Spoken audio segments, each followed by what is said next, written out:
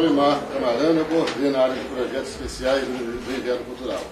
E na área de projetos especiais, folclore, artesanato, patrimônio material e imaterial, entre outras coisas. Ou seja, o que não cabe nas outras áreas é especial, é bem para mim. Então, área especial. Eu convidei o Daniel para fazer essa palestra aqui hoje, que é sobre patrimônio imaterial, ou seja, congado, né? São as diversas maneiras da manifestação popular. Então, é o seguinte, a palestra de hoje é a festa do congado, saberes tradicionais e patrimônio imaterial. O Daniel ele é doutorando em Ciências Sociais pela Universidade Federal de Juiz de Fora, é mestre pelo mesmo programa, onde defendeu a dissertação titulada Ritual da Congada e o Estar no Rosário, um estudo etnográfico acerca da festa das mediações em São João do Rei. Atua nas áreas de etnografia, ritual, culturas populares, antropologia e educação. Então, nós trouxemos o Daniel para fazer essa palestra com vocês. O público também assim, direcionado, embora com um público interessado também, que eu acho muito bom que haja essa plateia não direcionada. Há interesse da população da cidade em estar presente numa palestra dessa. Eu agradeço a todos pela presença e vamos então ver a palestra, a festa do Congado, saberes tradicionais e patrimônio imaterial. Então, Daniel, obrigado ao senhor. Né? Obrigado por ter vindo. Obrigado, senhor. Então, tudo bem?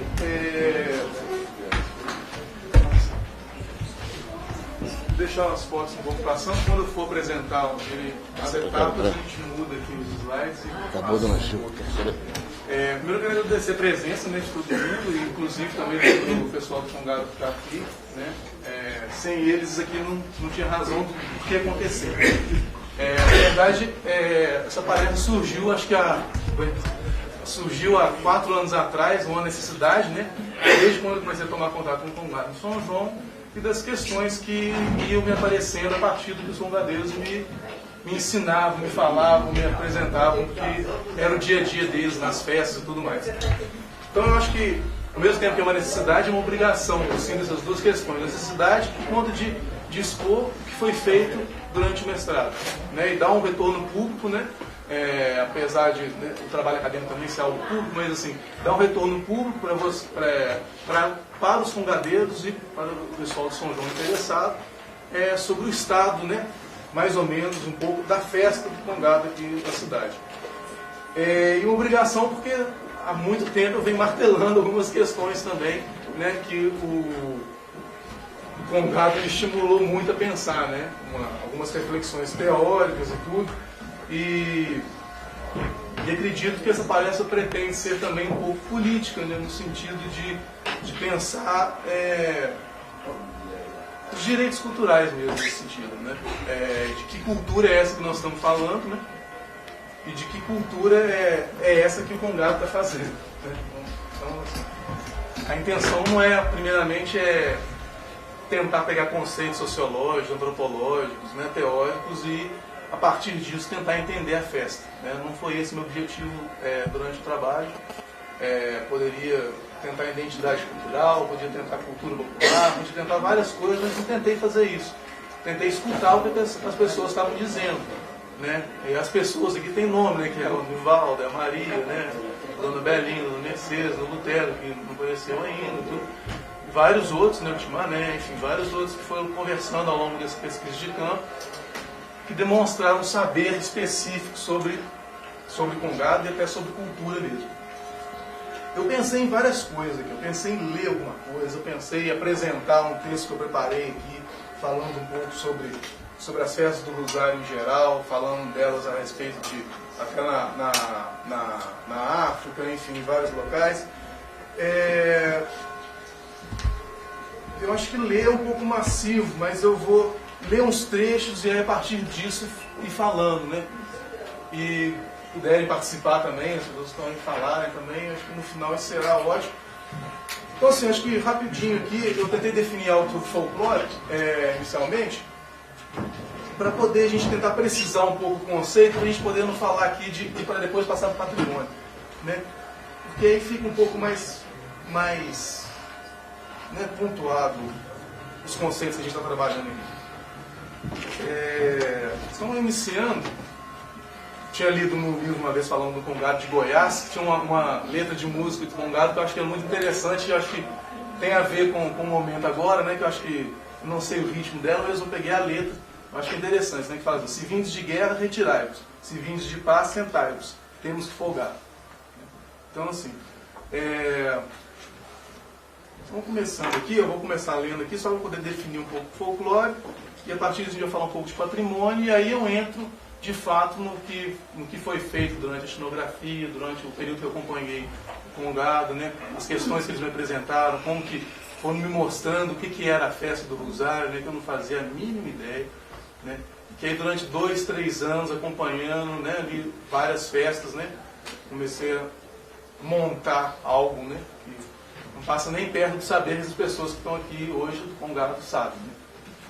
Enfim. Então, a relação, a primeira questão que eu queria levantar sobre a possibilidade de pensar na patrimonialização de algo vivo, e ainda antes de apresentar a ideia de patrimônio, vem então usar a palavra folclore para expressar a manifestação que trataremos aqui, os congados. Para a primeira definição do que iremos tratar, o congado, podemos parafrasear Edson Carneiro, etnólogo, sociólogo, foi folclorista, né, baiano, nasceu no século XX, no início do século XX. Ele foi autor de obras como Dinâmica do Folclore e a Sabedoria Popular. Ele relembra que em 1951, no primeiro Congresso Brasileiro de Folclore, eles conseguiram definir o que constitui folclore aí entre aspas, as maneiras de pensar, sentir e agir de um povo, preservadas pela tradição popular e pela imitação, que não sejam diretamente influenciadas pelos círculos eruditos e instituições que se dedicam à renovação e conservação do patrimônio científico e artístico humano, ou à fixação de uma orientação religiosa e filosófica. A gente está falando justamente de folclore, algo dinâmico, vivo e em processo. Hoje em dia a gente tem condições, né, de falar, hoje já está, né, 2010, de falar que acho que a não influência dos mecanismos de conservação do patrimônio é meio difícil, né? Acho que, então, assim, eu coloquei que hoje podemos operar com a ideia de que é possível que o folclore seja influenciado por círculos eruditos, instituições que se dedicam à renovação ou à conservação do patrimônio, já que sabemos ser o folclore algo dinâmico e em constante processo de reformulação. Então nós não estamos aqui procurando algo puro, né, para tentar entender o que é o folclore, o que é a cultura popular, o que é o congado de fato. Né, nós estamos aqui sabendo que existem transformações que ocorrem no dia a dia e que essas festas tendem a acompanhar essas modificações. E muitas vezes pensam essas modificações, né, como é feito nas cantigas. Né. As cantigas não dizem só respeito a um passado, elas dizem respeito ao presente, né, também. Então, continuar lendo um pouco. Em geral, os fatos folclóricos trazem grande sobrecarga de tradição no sentimento original, na forma de expressão, na roupagem exterior. Embora tradicional nesse sentido, o folclore está sempre vivo, atual, em transformação, adaptando-se às nuances operadas na sociedade. Assim, podemos considerar que o folclore é algo que existe e não que existiu, ou que deveria existir. Veremos que este será um ponto essencial, constantemente eu vou retornar para falar sobre o congado.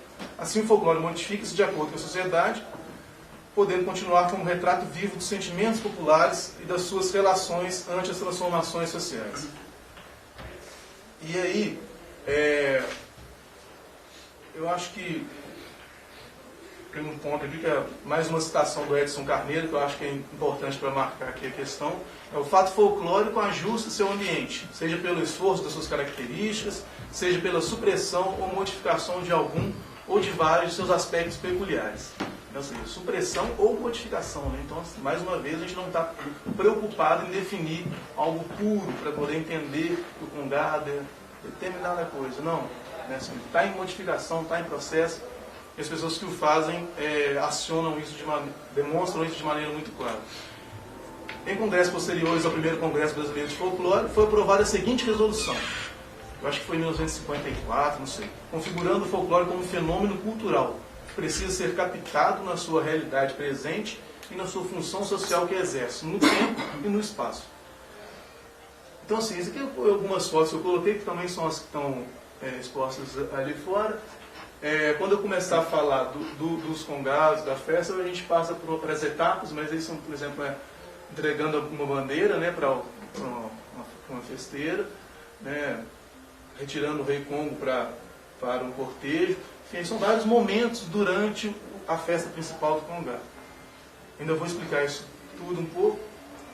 Então, rapidamente falando sobre patrimônio, para a gente poder delimitar um pouquinho, eu acredito que a história do patrimônio no país, eu fiz um pequeno texto aqui, mas eu não vou ler ele todo não, mas algumas coisas eu vou tirando aqui mesmo para poder orientar a fala, porque senão a gente começa a falar de muitas coisas, e tem muitas coisas para falar.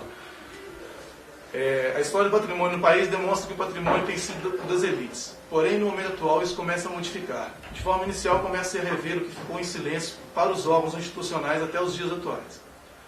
A emergência dos novos sujeitos do patrimônio cultural e da memória social no cenário das políticas culturais tem provocado mudanças no paradigma dominante, e o que leva a repensar ações de conservação, preservação e promoção cultural.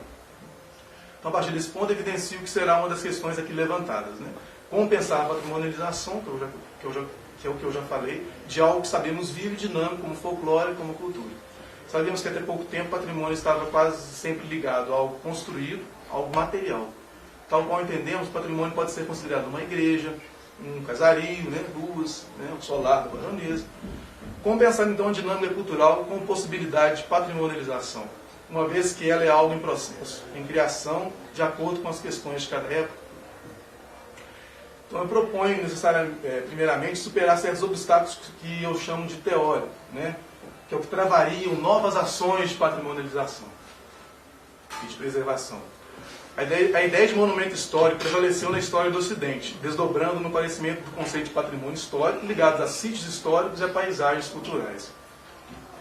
Então aí tem o desenvolvimento todo de uma ideia de bem cultural, né? O meio ambiente cultural, que eles se separem em patrimônio cultural de um lado e patrimônio natural de outro, né? Então eu acho que, aí rapidamente, a gente hoje pensa o patrimônio natural como algo que não pode ter interferência da cultura humana, né? Teoricamente, o patrimônio natural ele é fechado, ninguém entra naquele local para a natureza se refazer ali naquele ambiente, né? Para as espécies que estão ali conseguirem serem preservadas. Então nós cercamos uma área, somente técnicos e cientistas entram naquela área, como se a natureza por ela mesma pudesse se refazer naquele ambiente. Então o que está implícito aí? Está implícito aí o não contato da cultura humana com a natureza para que ela exista, né? Eu acho que isso é uma questão meio subentendida, ou vamos falar assim, meio sutil, porque há um pensamento mesmo de separação entre natureza e cultura. Cultura de um lado, natureza de outro, são coisas opostas, que é o pensamento iluminista que a gente conhece cartesiano desde a Revolução Iluminista. E hoje em dia esbarra uma questão muito interessante, porque existem patrimônios naturais onde existem comunidades quilombolas vivendo em meio ao patrimônio natural, né? E essas pessoas que estão lá vivendo, elas não podem colher uma lenha, elas não podem utilizar da água, né? Porque o IBAMA impede. Então são questões interessantes de se pensar, né? Então eu acho que por trás disso tudo está essa ideia de cultura versus natureza, como se uma coisa fosse oposta à outra, e como se a gente preservasse a natureza da influência cultural, a natureza por si só, ela conseguiria se reaver, enquanto eu acho que a questão é oposta, né? É como viver em natureza, né? Enfim, mas acho que é só para demarcar essa questão do patrimônio. Estou querendo dizer que, por um outro lado, a questão do patrimônio cultural sempre foi a questão da monumentalização, né? A gente conhece como patrimônio uma igreja, a gente conhece como patrimônio uma ponte, um casario, as ruas, né? E eu acho que muitas vezes uma serra, ultimamente, tem sido vista como patrimônio, mas nesse sentido, né? Intocada, desde que seja intocada para ser revitalizada. Então eu acho que esse é o estágio do patrimônio atual, né? Ele começa a abrir espaço para os novos patrimônios, né? Que eu acho que é a questão do patrimônio, vamos falar, imaterial, né? Que é a questão do patrimônio folclórico, né? Preservar isso, a gente tem que ter em mente que preservar isso não é colocar numa redoma e não permitir que existam influências externas, não é essa a questão, né? Quanto mais ainda no mundo globalizado que a gente vê sobre dinâmicas culturais mundiais, né? E isso é algo que acentua muito o regionalismo, né? Então, enfim, eu acho que eu vou rever essa posição de natureza e cultura atualmente vigente. É uma questão que eu queria arriscar aqui. Não quero me deter muito para chegar num ponto que interessa. Eu fiz uma pequena definição de patrimônio. Patrimônio é tudo que resulta da transformação de certas coisas, objetos, comportamentos, formas de comunicação em uma nova categoria significante de uma identidade cultural. Objetos que entram no patrimônio cultural dependem de sua capacidade de receber significados ligados à sua história anterior, à sua raridade e à sua aparência externa. Então eu coloco que é interessante pensar, é urgente, né? Não interessante pensar a questão do patrimônio não apenas como essa dicotomia natureza e cultura. E existem autores até que hoje, atualmente, eles propõem a questão do patrimônio biocultural. Então isso é eu acho que é uma forma de pensar esses novos patrimônios. Né? Então eu acho que, inicialmente, assim, nós podemos dizer que a patrimonialização cultural e até das formas imateriais, elas dependem muito da memória social, de uma memória coletiva. Né? Longe de pensar que essa memória social, essa memória coletiva, esteja a serviço de uma patrimonialização, eu acho que a questão é pensar que as instituições, né, elas podem se servir, devem se servir o tempo inteiro dessa memória coletiva para se haver patrimônios. É uma questão aí que é importante, pois, como a gente tem visto ultimamente, que até é uma questão corrente que muitos autores chegam a discutir e tudo, é a questão que eles colocam o nome, eu vou só adiantar aqui, gentrification. Eu nunca tinha ouvido falar, enfim, acompanhando algumas coisas, eu cheguei nesse ponto. O que é gentrification? Isso é nada mais que uma estetização do espaço antigo das cidades para a fruição e lazer de consumo das classes médias, que ultimamente se atraem alegremente pelo produto e a mercadoria passada. Né? Então, assim, é uma valorização daquilo, né, que já foi antigo. E eu acho que, quando eles falam em gentrification, eles estão falando justamente nesse processo de globalização, nesse processo de uma mundialização da cultura, mas que, ao mesmo tempo, essa mundialização da cultura não suprime as culturas locais. Muito pelo contrário, as culturas locais estão em constante relação com uma globalização e fazem uma relação específica com ela a partir de seus próprios preceitos tradicionais, vamos falar assim. Então, eu acho que existe uma questão que, enfim, eu acho que ela tem a ver com essa questão do patrimônio hegemônico, que atualmente é compreendido oficialmente, vamos falar assim. Possibilitar que espaços antigos sejam revitalizados, acessados, acompanhados, tem muito também de uma questão de um resgate de uma identidade cultural. Né? Eu acho que isso também está justamente ligado a uma mundialização cultural. Né? Longe de aqui falar em crítica política, né? Longe de tentar aqui fazer uma crítica política, tentando expor o que muitos autores têm trabalhado ultimamente. E a gente vai ver que existem fortes semelhanças com o que foi feito durante a etnografia com os grupos de Congado, com as festas de Congado. Então, acompanhar as relações dinâmicas entre sistemas, identidade, memória e patrimônio, assim como de suas relações com o sistema mundial de dinâmica capitalista, nos mais diferentes locais, é de suma importância nos dias atuais. Por quê? Porque, como dito anteriormente, folclore não é algo estanque, congelado no tempo, uma categoria sociológica fixa para explicar as ações das pessoas. Né? Pelo contrário, ele diz respeito às relações sociais atuais, sempre dinâmicas, e não a um passado. Quem fala de um passado é a história. O folclore executa, realiza, opera, por meio de mecanismos tradicionais, regionais, formas de apreensão, comunicação e atuação de dinâmicas vivenciadas. É nítido, então, que os modos de vida, de pensamento, sobretudo de comunicação, vêm complementar as novas representações do que vem a ser patrimônio, ou a possibilidade de vir a ser patrimônio. Não mais considerado como aquisição, né, o patrimônio apresenta-se como conquista e apropriação social, desafiando, de certa forma, a regularidade burocrática e das classificações, da classificação em monumentos históricos. Eu acho que é importante falar disso, né, porque a gente está no espaço oficial, vamos falar assim, a gente está no solar da Baronesa, né, então a gente está num local patrimonialmente legítimo, né, constituído historicamente ao longo de 500, 200, 300 anos. Né, então eu acho que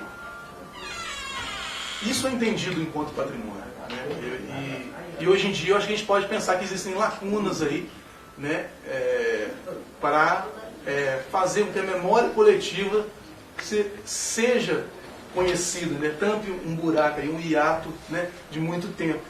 E eu acho que algumas pessoas que estão aqui hoje são representantes deste hiato. Né? E nada mais justo do que convidá-los para vir nesse patrimônio supostamente legítimo aqui hoje.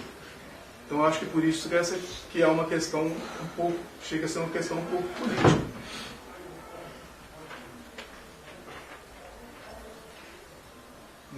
Longe de mim de falar que não tem que ter patrimonialização do período de colonização do Brasil, de forma alguma.